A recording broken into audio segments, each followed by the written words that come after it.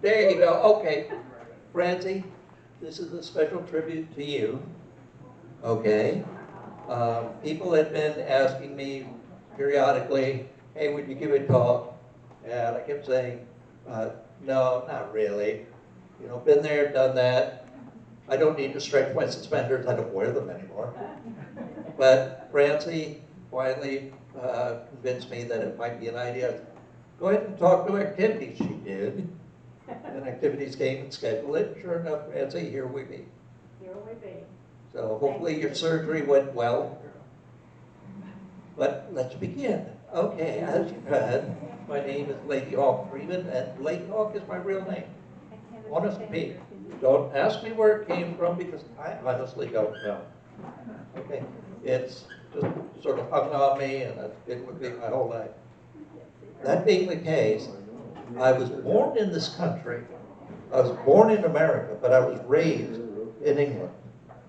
So I grew up there, and I've been known to accidentally fall back into my native accent. Rather, I went back to my native accent. It's no trouble at all.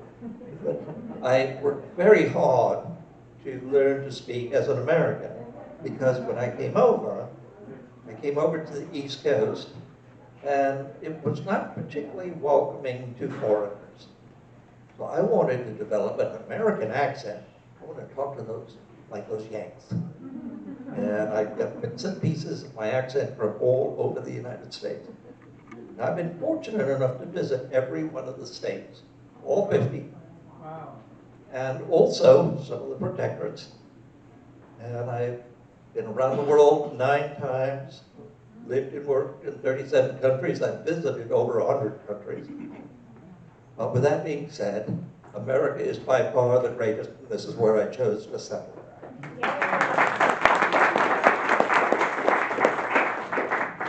I say I came over. I grew up in England in an abusive household, and I was very good at exiting stage left. Some people have the misfortune of growing up in an abusive household, and so they grow up with that shade or view of life. Not me. I quit. I was a chronic runaway. So I spent most of my time from age 7 to 13 living on the streets. Now, you say, oh, that sounds terrible. No, it was great. I was not abused. No, seriously. I was spared being abused. Every time I was snagged and dragged home, as soon as everybody's looking this way, I went that way. So I was very good at that. But I finally was taken in by a family, the Raystricks. And Papa Raystrick was a retired brigadier general from Her Majesty's Royal Engineers. And he's the one who taught me you can put on a uniform to save lives, not take them. And that became my driving force for the rest of my life. When I came over, it was like 1968, I decided I would, you know, in that age, we all wanted to save the world. And I was no different. I knew I could do it. I had these dreams that, oh God, I'll tell you, some people, like Carol Burnett said, if you've got a dream, grab it with both hands and hang on. Teddy Roosevelt said, if you think you can, you're halfway there. I was delusional. I knew I could. There was no thinking about it.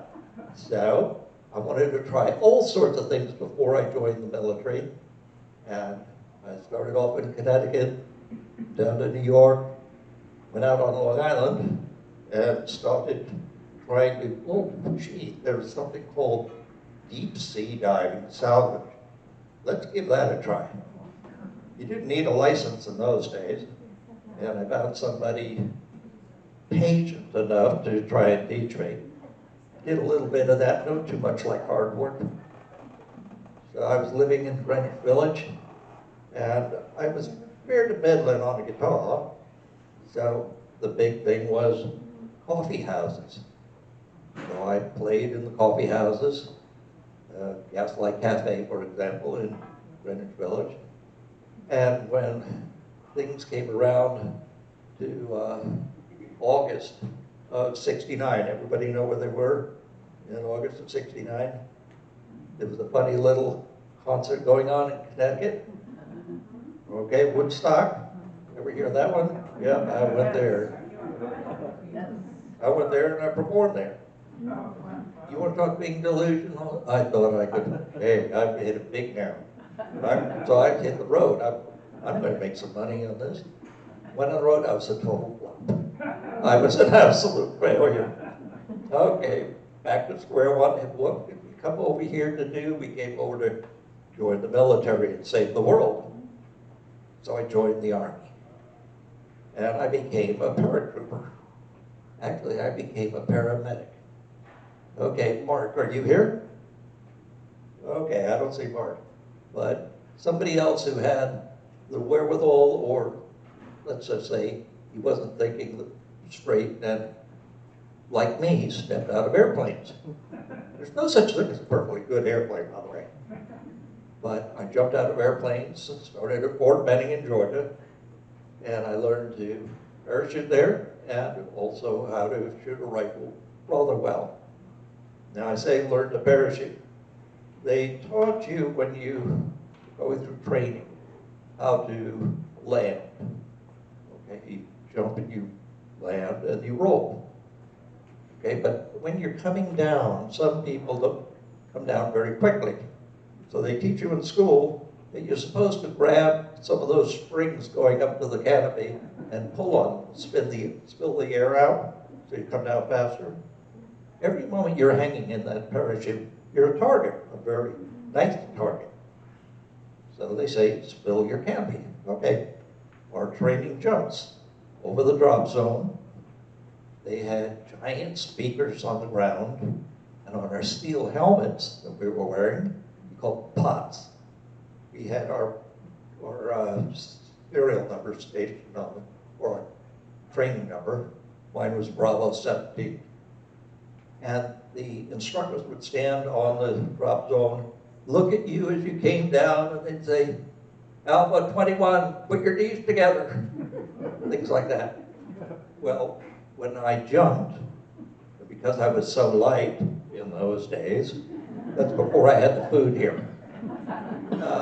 I was coming down not very quickly. In fact, the warm sun on the land there in the drop zone made warm air rising, and everybody else came down. 192 of us jumped at once, 4 airplanes, and they were coming down and I was going up. And the instructors got on the PA system and said, Bravo 17, spill your canopy. And I looked at him and said, no. That thing's holding me up here. I'm not spilling it. No. Well, I drifted off the landing zone and I finally came down in the trees. And I did what we were supposed to do. I gathered up my parachute, gathered up all my gear in my belly, and I'm waddling across the drop zone. We're supposed to do double time or run to the trucks, throw our parachutes on there, and go back for another jump. Well, I was waddling. My helmet is bouncing up and down. Okay, bouncing on my nose. I'm sort of peering out and saying, the truck's over there somewhere, and suddenly, boom, I ran into something, and it was soft. It was like, uh-oh. I looked down and I saw the boots. And I started looking up. That's a very nice uniform. And I looked up, oh, it's definitely a woman. Oh my God, it's a major. The major is next to God. And she looked down at me and said, Private, do we have a problem? I said, no, ma'am. Get to the truck. Yes, yeah. Well, off I went, waddle. And that's how I got my jump wings. That led to 96 jumps. So I had a whole bunch. And when I went to Southeast Asia, I was in an outfit that did things like jump behind the lines to try and rescue our people and bring them home. So that's what we did. But that's another story. Continued on, and I was doing pretty well. In those days, now this is during Vietnam, you could put on stripes and take them off very quickly. You could make rank very easy. I was very good at taking it off. I no sooner would get promoted and I'd get into trouble because I loved mischief. There's mischief to be had. Those were my watchwords. And I'd get busted. Finally one day, Sergeant Major, and he is God, okay? The Major was next to God. Sergeant Major is God. He is the top ranking non-commissioned officer. And he said, kid, you do not have what it takes to be a non-commissioned officer, a sergeant. You may as well become an officer. Honest to Pete, that's what he said. I said, okay, put me in, coach. So they sent me back to school. Now remember, I had flunked out several schools before I went in the Army. In fact, I flunked out of schools because no matter what it said on my student record that I was majoring in, I was majoring in comparative anatomy, the social scene. Okay? Oh yeah. I definitely passed biology 101 several times. Okay, back to school this time, I decided to pay attention. And as I went through, I was building up credits, and I got the idea that Jiminy Crickets, there's got to be an easier way of getting your studies done and have fun at the same time. So they didn't have such things as interns then. And I said, went to the head of the English department and said, I am majoring in journalism. How about if I get a job with a newspaper or something, can I count that as college credit? He said, sure. So I applied for a job and I got it with Associated Press as a cub reporter. Now they would call that an intern nowadays. Now, cub reporter means that while the real reporters are writing their stories and wadding the papers and throwing them in the trash cans, the cub reporter would go around and empty the trash cans. I did pretty well writing obituaries, and I got promoted, moved my way up and up. I was with Associated Press, the wire service, so I wound up being assigned as a cub reporter to the Capitol Hill. And there, the cub reporters would attend the subcommittee hearings, those meetings. We would take copious notes and take them back to the office where the real reporters would write their articles. Okay, fair enough. They didn't have to sit through the boring meetings. I wrote